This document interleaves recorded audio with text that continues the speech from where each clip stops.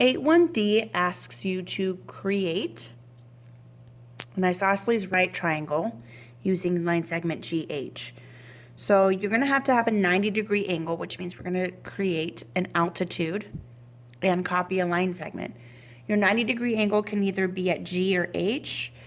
It doesn't matter where, but it helps to know which one you're going to do. So because you're going to need to extend this line. I'm going to make my 90-degree angle at letter G. So I'm going to extend my line outwards from G. In order to create a perpendicular bisector like we've done, we've been having arcs to do that.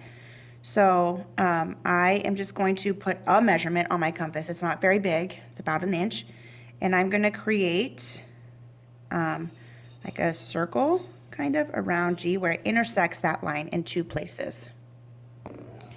Because this was created using just an arbitrary length, this is one of the few times you're actually going to change the distance of your compass. So if you don't change the distance of your compass and you go from the intersection of the arc to point G, you make these 2 little backwards half circles and your line would have to go there. So this was the measurement that we used to create that arc. What I would like you to do is just widen your compass just a little bit and put the needle at one of the intersections, make an arc. Put a needle at the other intersection and make an arc. Now there's no 2 circles back to back and you actually have created an altitude. Now we also have to create a right triangle. So what I'm just going to do is I'm just going to draw a line. I'm not going to put a point there. And now I'm going to measure the length of GH and copy it onto the altitude I just created and label that. It asked me to label it letter T.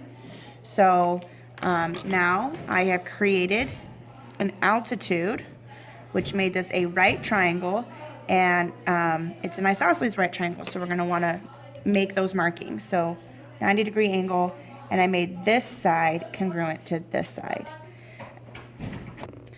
The only thing left to say about 8-1D, there are no properties that I want to talk about, is that, again, you could make this 90-degree angle happen here. The process would be the same, it would just extend.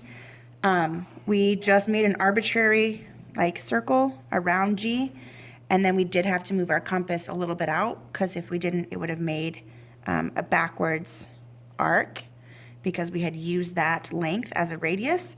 So we just widened our compass a little bit, still used our points of intersection to create 2 arcs to help us create our altitude, copied GH onto that altitude to create the right triangle.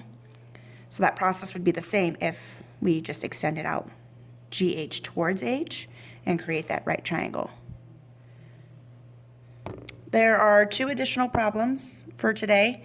8.2a is to construct an isosceles triangle with side length XY, and then to construct a 30, 60, 90 triangle.